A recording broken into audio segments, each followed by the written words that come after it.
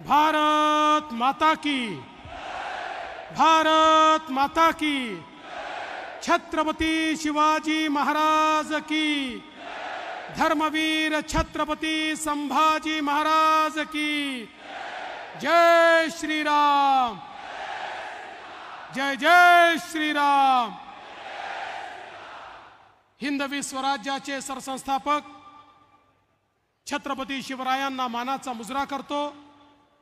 भारतीय राज्यघटनेचे शिल्पकार भारतरत्न डॉक्टर बाबासाहेब आंबेडकर यांना मानवंदना अर्पित करतो।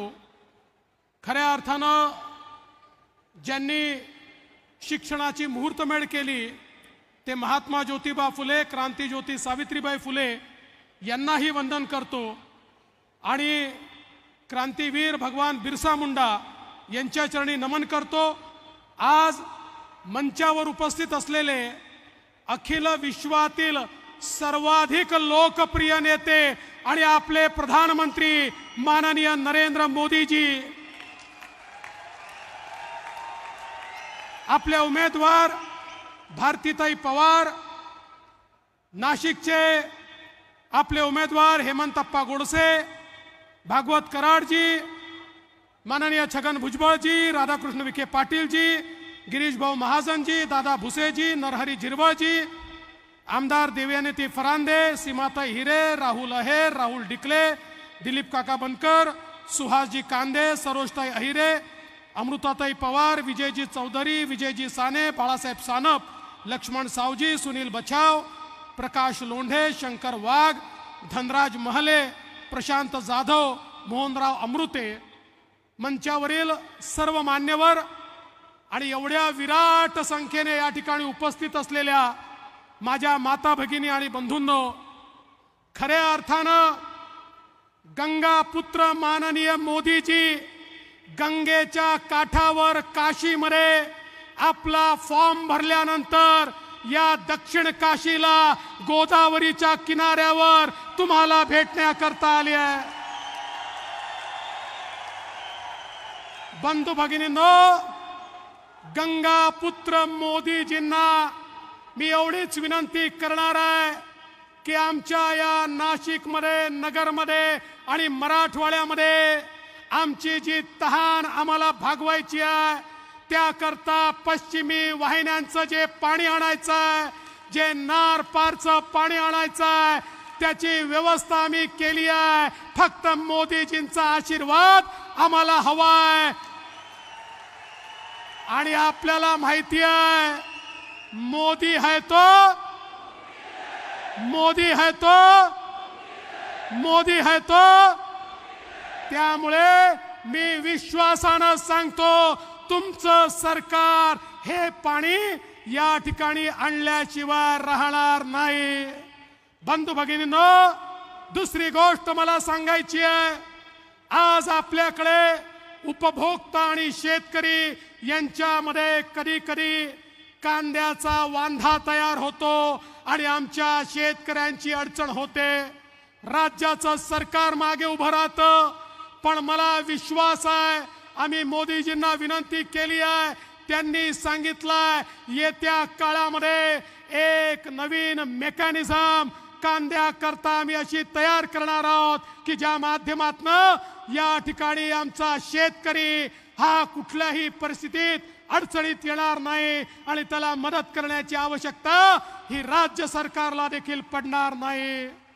बंधू भगिनींनो, तुम्हाला एवढीच विनंती करतोय, तुम्ही निवडणूक पाहतात, आता या निवडणुकीमध्ये मोदीजींच्या विकासाला उत्तर देता येत नाही, मोदीजींसमोर मत मागता येत नाही, कोणी आता मतदान करायला तयार नाही। असं लक्षात आल्यानंतर आता भारतातले मत संपले तर पाकिस्तानमधनं मत मागण्याचा प्रयत्न चाललाय। त्या ठिकाणी राहुल गांधींकरता पाकिस्तानचे मंत्री ट्विट करतात, केजरीवाल करता पाकिस्तानचे मंत्री ट्विट करतात। आम्हाला वाटलं उद्धवजी तुम्ही तरी याच्यापेक्षा वेगळे असाल, पण मला आश्चर्य वाटतं परवा उद्धव ठाकरेजींच्या रॅलीमध्ये पाकिस्तानचा झेंडा फडकत होता। काय दुर्दैव आहे बघा, हिंदू हृदय सम्राट शिवसेना प्रमुख बाळासाहेब ठाकरे यांच्या सुपुत्राच्या रॅलीमध्ये मतांच्या लाचारी करता जर पाकिस्तानचा झेंडा फडकत असेल तर या ठिकाणी सर्व देशभक्त मोदीजींच्या पाठीशी उभे राहतील आणि सांगतील मोदीजी हम आपके पीछे है आणि भारत माता की जय म्हणत येत्या 20 तारखेला या दिंडोरीमध्ये भारतीताईंच्या कमळाचं बटन आणि नाशिकमध्ये हेमंतप्पांच्या धनुष्यबाणाचं बटन हे सगळे देशभक्त या ठिकाणी दाबल्याशिवाय राहणार नाही। आणि म्हणून आपण सगळ्यांनी मोठ्या प्रमाणात या ठिकाणी मतदान करावं एवढीच विनंती करतो आणि माझं बोलणं संपवतो। धन्यवाद। जय हिंद, जय महाराष्ट्र। धन्यवाद फडणवीस साहेब। सबके मन की बात जानने वाले अपने परिवार के मुखिया जी, हमारे सबके मोदी जी, इस यशस्वी भारत के प्रधानमंत्री जी आज देश के हर गरीब का गारंटर है अपने मोदी जी। अब मैं उनको रिक्वेस्ट करती हूँ कि आप हमें संबोधित करें। पूरे विश्व में सामाजिक, राजकीय, शैक्षणिक हर सबके मन पर राज करने वाले मोदी जी जोर से।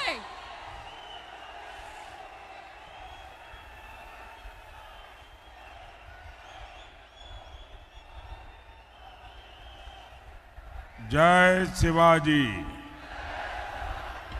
जय शिवाजी, जय शिवाजी।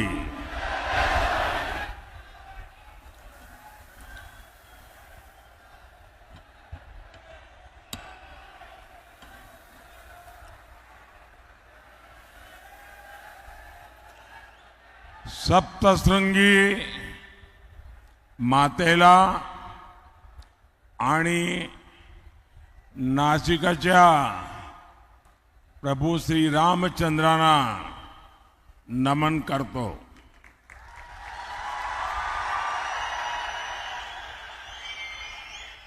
कल काशी में मैंने बाबा विश्वनाथ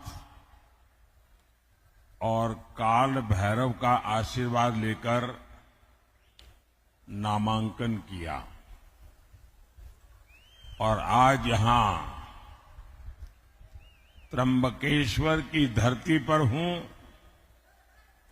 भगवान कालाराम की धरती पर हूं। मैं सभी को प्रणाम करता हूं। साथियों, आपकी सेवा यही मेरे जीवन का सबसे बड़ा लक्ष्य है।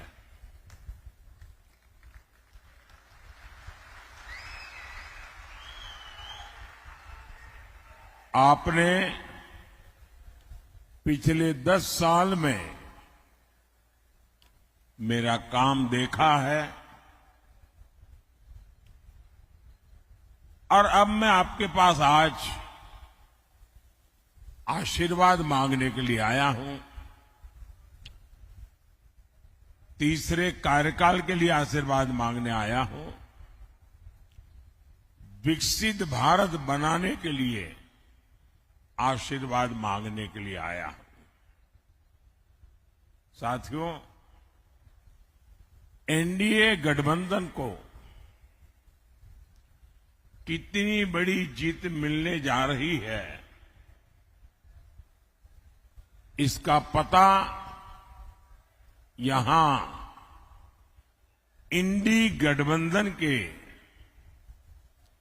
एक बड़े नेता की बातों से भी पता चलता है।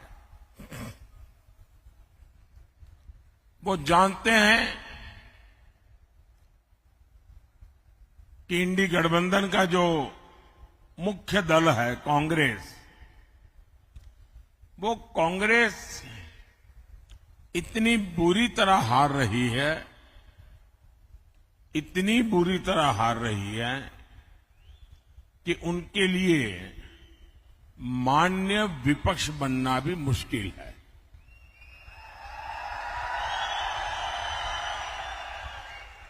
और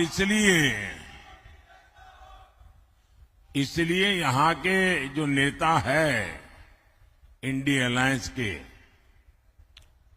यहां मतलब नासिक के नहीं, महाराष्ट्र के, उन्होंने सभी छोटे छोटे दल जो है, इन दलों को ये सुझाव दिया है कि चुनाव समाप्त होने के बाद इन सभी छोटी पार्टियों ने कांग्रेस में मर्जर कर देना चाहिए, यानी अपने अपने शटर बंद कर देने चाहिए, क्योंकि उनको लगता है कि अगर ये सभी दुकानें उस दुकान में मिल जाएगी तो शायद इतना नंबर हो जाए ताकि वो मान्य विपक्ष बन जाए। ये हाल है इनका। साथियों, ये नकली शिवसेना,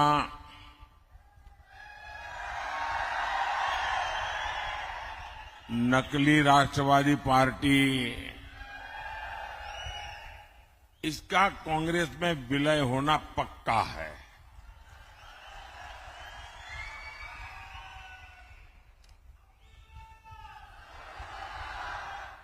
और जब ये नकली शिवसेना का कांग्रेस में विलय हो जाएगा, मुझे सबसे ज्यादा याद बाला साहब ठाकरे की आएगी, क्योंकि बाला साहब जी कहते थे जिस दिन लगा कि शिवसेना कांग्रेस बन गई है, उस दिन शिवसेना समाप्त कर दूंगा। मतलब अब नकली शिवसेना का अता पता भी रहने वाला नहीं है। और मुझे लगता है ये जो विनाश हो रहा है, ये बाला साहब को सबसे ज्यादा दुखी करता होगा। साथियों, नकली शिवसेना ने बाला साहब के हर सपने को चूर चूर कर दिया है। बाला साहब ठाकरे का सपना था अयोध्या में भव्य राम मंदिर का निर्माण हो।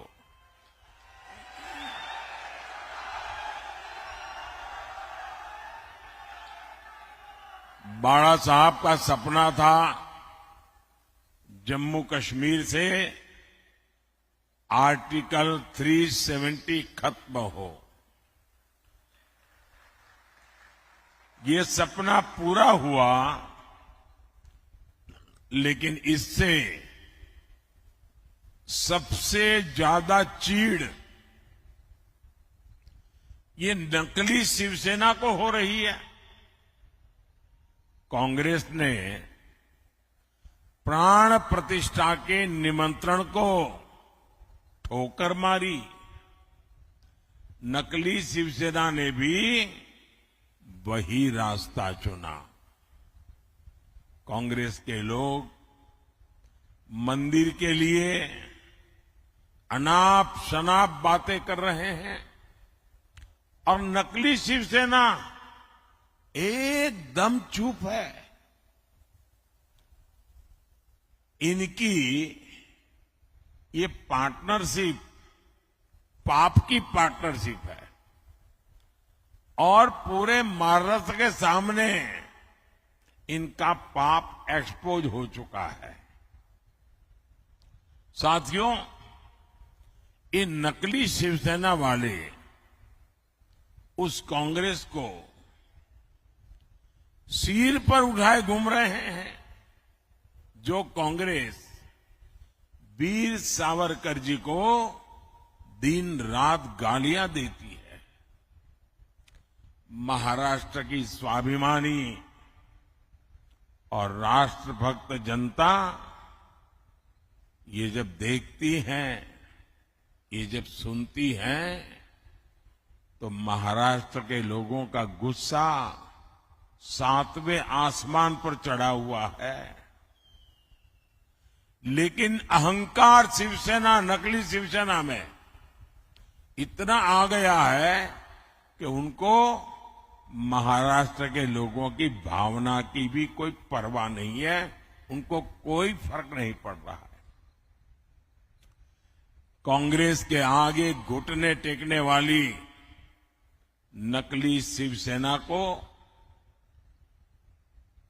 सजा देने का मन पूरे महाराष्ट्र ने बना लिया है। और 4 चरण के जो चुनाव हुए हैं, इन चारों चरण में इनको चारों तरफ से चित्त कर दिया है जनता ने।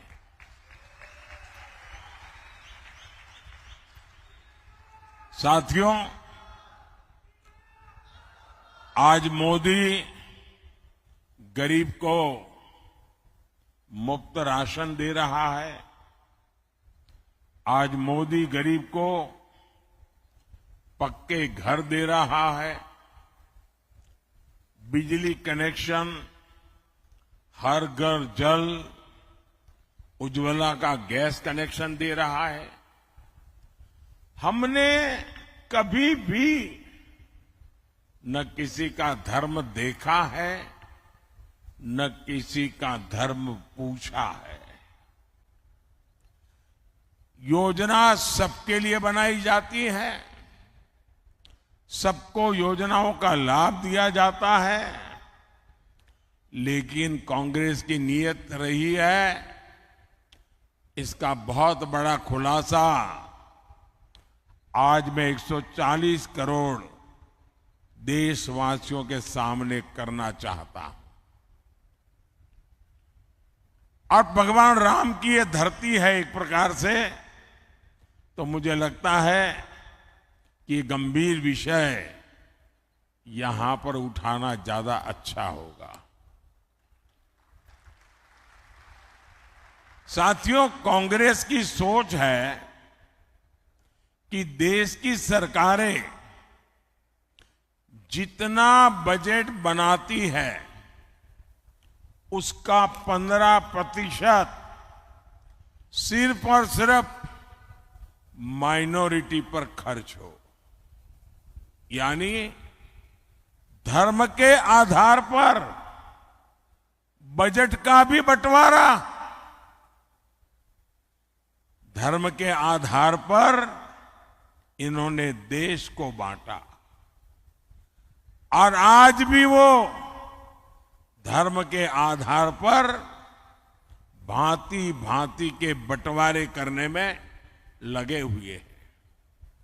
कई साल पहले कांग्रेस ने धर्म के आधार पर बजट के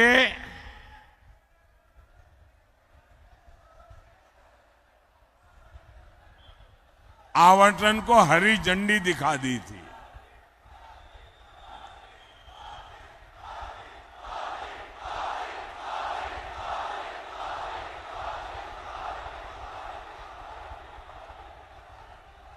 जय श्री राम, जय श्री राम। भारत माता की, भारत माता की। आप कल्पना कर सकते हैं कि बजट का इस प्रकार से टुकड़े करना ये कितना खतरनाक विचार है। और आप जानते हैं, कांग्रेस के लिए माइनॉरिटी सिर्फ एक ही है, उसका अपना प्रिय वोट बैंक। मुझे याद है, उस समय मैं सीएम था और जब ये बात कांग्रेस ने उठाई थी, तो मैंने उसका मुख्यमंत्री रहते हुए पुरजोर विरोध किया था। कांग्रेस उस समय चाहती थी कि देश के सारे बजट का 15% सिर्फ मुसलमानों पर खर्च हो। तब भाजपा के जबरदस्त विरोध के बाद ये कामयाब नहीं हो पाए थे। लेकिन अब ये सारे पुराने एजेंडे की उसको लागू करने पर तुले हुए हैं। बाबा साहब आंबेडकर धर्म के आधार पर आरक्षण के खिलाफ थे, लेकिन कांग्रेस कह रही है कि एससी, एसटी, ओबीसी और गरीबों का आरक्षण छीनकर मुसलमानों को दे देगी। कांग्रेस आपकी संपत्ति को भी जब्त करके उसका हिस्सा अपने वोट बैंक को देने की तैयारी में है। लेकिन कांग्रेस और इंडी अगाड़ी वाले कान खोल करके सुन ले, मोदी धर्म के आधार पर न बजट बांटने देगा और न ही धर्म के आधार पर आरक्षण देगा।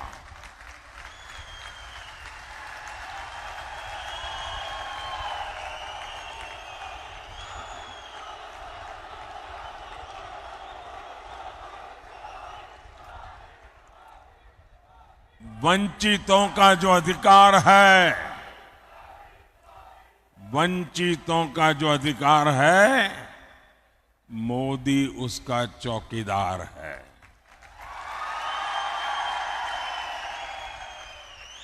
भाइयों और बहनों, हम तो छत्रपति शिवाजी महाराज की प्रेरणा से काम करने वाले लोग हैं। ये चुनाव सिर्फ एमपी चुनने का नहीं है, बल्कि पीएम चुनने का है। ऐसा पीएम जो ताकतवर भारत बनाने के लिए कड़े और बड़े फैसले ले सके।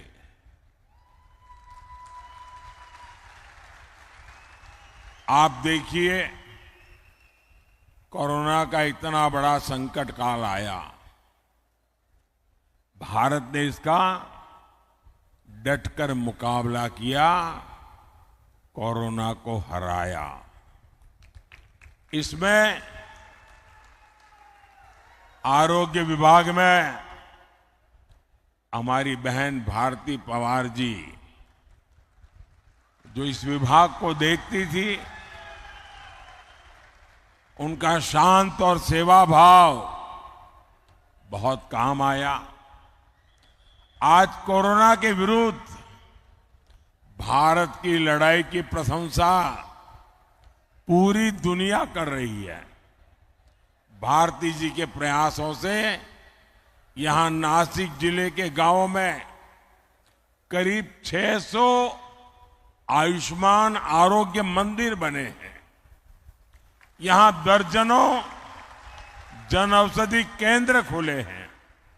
इन केंद्रों पर 80% डिस्काउंट पर दवाएं दी जा रही है। इतना ही नहीं, नासिक की 2 लाख से अधिक गर्भवती महिलाओं के खाते में 6-6 हजार रुपया भेजा गया है। सिकल सेल एनीमिया से मुक्ति हो या फिर बच्चों का टीकाकरण, सरकार ने गरीब कल्याण का प्रयास पूरी ईमानदारी से किया है। साथियों, आपके स्वास्थ्य को लेकर अब तो मोदी ने एक और बड़ी गारंटी दी है। अब महाराष्ट्र के सभी परिवारों के 70 साल से ऊपर के जो बुजुर्ग हैं, उनको 5 लाख रुपए तक का मुफ्त इलाज ये मोदी की जिम्मेवारी रहेगी।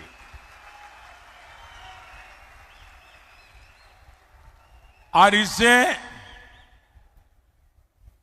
जो कमाने वाले बेटे बेटी हैं,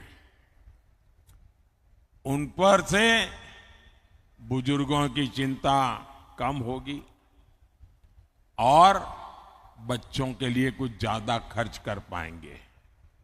भाइयों और बहनों, मोदी का पूरा फोकस किसान, नौजवान, नारी शक्ति और गरीब के सशक्तिकरण पर है। शेतकारी समाज ने मोदी के 10 साल भी देखे हैं। इससे पहले कांग्रेस, राष्ट्रवादी के भी दशकों का राज देखा है।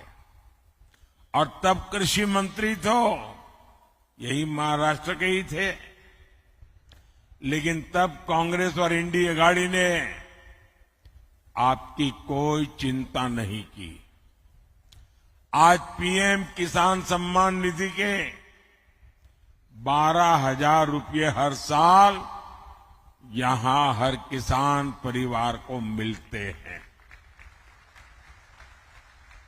यानी आने वाले 5 साल में कम से कम 60,000 रुपये हर किसान को मिलना तय है।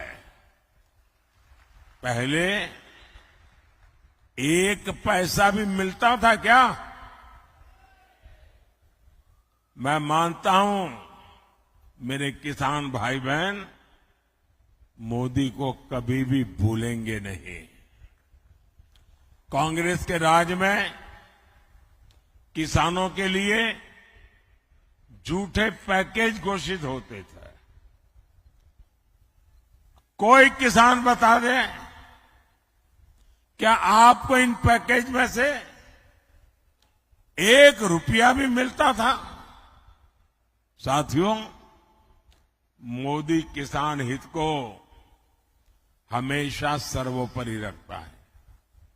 नासिक और ये क्षेत्र तो प्याज और अंगूर की खेती के लिए प्रसिद्ध है।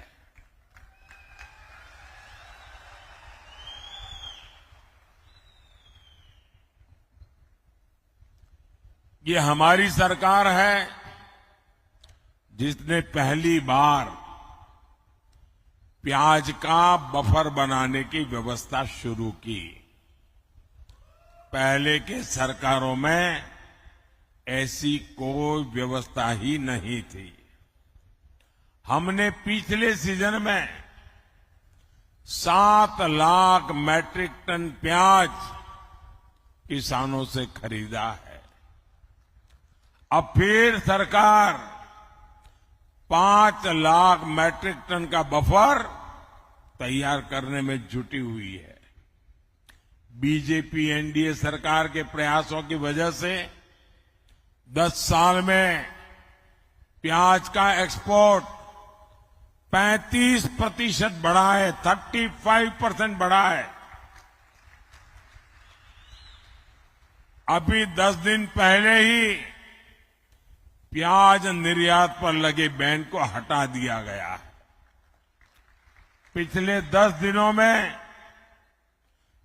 22,000 मैट्रिक टन से ज्यादा प्याज का निर्यात हो चुका है। सरकार ऑपरेशन ग्रीन के जरिए प्याज के ट्रांसपोर्टेशन पर भी सब्सिडी दे रही है। अब इस मिशन को फिर से लागू किया जा रहा है। इसी तरह यहां जो क्लस्टर डेवलपमेंट प्लान बना है, उसका फायदा हमारे अंगूर के किसानों को होगा। साथियों, जन कल्याण की ऐसी ही गारंटियों को पूरा करने के लिए डिंडोरी से बहन भारती पवार जी और नासिक से शिवसेना के हमारे साथी हेमंत गोडसे जी को भारी मतों से विजयी बनाना है। और इसलिए मेरा आपसे आग्रह है कि मतदान ज्यादा से ज्यादा हो, संकल्प पुराने सारे रिकॉर्ड तोड़ने का हो, पोलिंग बूथ जीतने का हो और अधिक से अधिक लोगों को मिलकर के भारतीय जनता पार्टी और एनडीए अलायंस को आप विजयी बनाएं, एक मजबूत सरकार बनाएं, आपका भविष्य भी उज्जवल हो, आपको बच्चों का भी भविष्य उज्जवल हो। इस गारंटी के साथ मेरे साथ बोलिए, भारत माता की, भारत माता की, भारत माता की। बहुत बहुत धन्यवाद।